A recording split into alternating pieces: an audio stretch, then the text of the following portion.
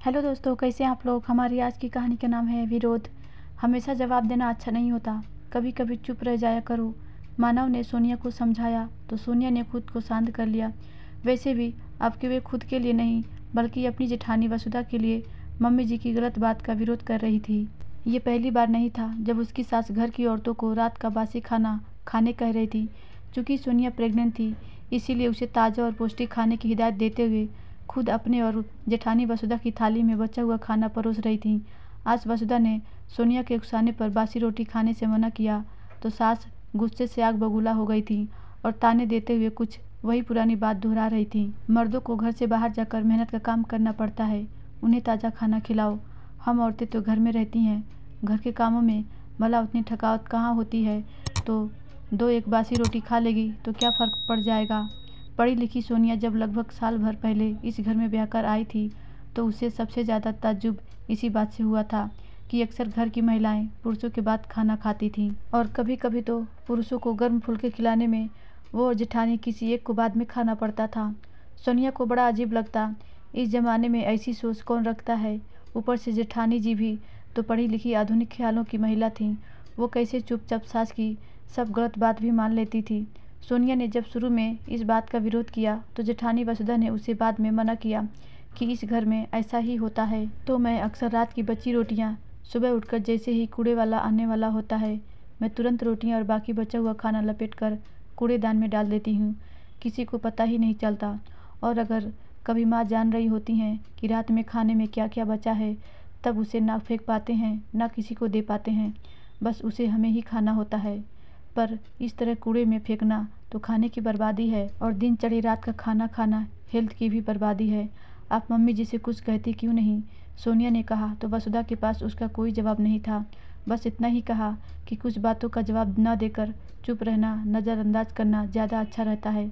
बाद में वसुधा और सोनिया ने इसका ये हल निकाला कि वो बहुत ही नाप तोल कर खाना बनाने लगी थीं ताकि सुबह उन्हें ना खाना पड़े।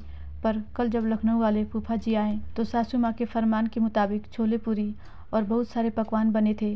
तो जो संजोग था कि फूफा जी बाहर से नॉनवेज पैक करा कर ले आए थे और फिर बहुत सारा खाना बच गया था।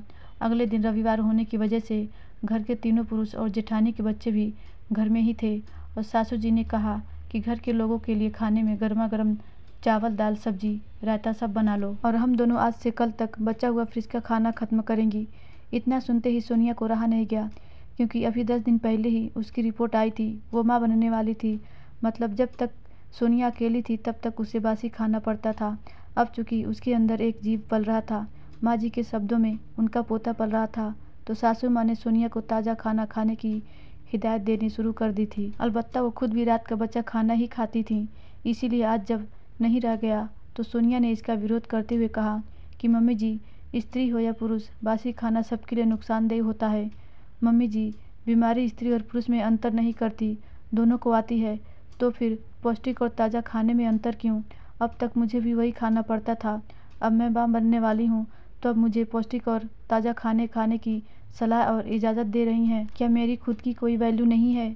मम्मी जी कुछ कहती तब तक मानव बोल उठा, तुम्हारे पास तो हर बात का रेडीमेड जवाब तैयार रहता है, अब बस भी करो सोनिया, मम्मी को और कितना सुनाओगी।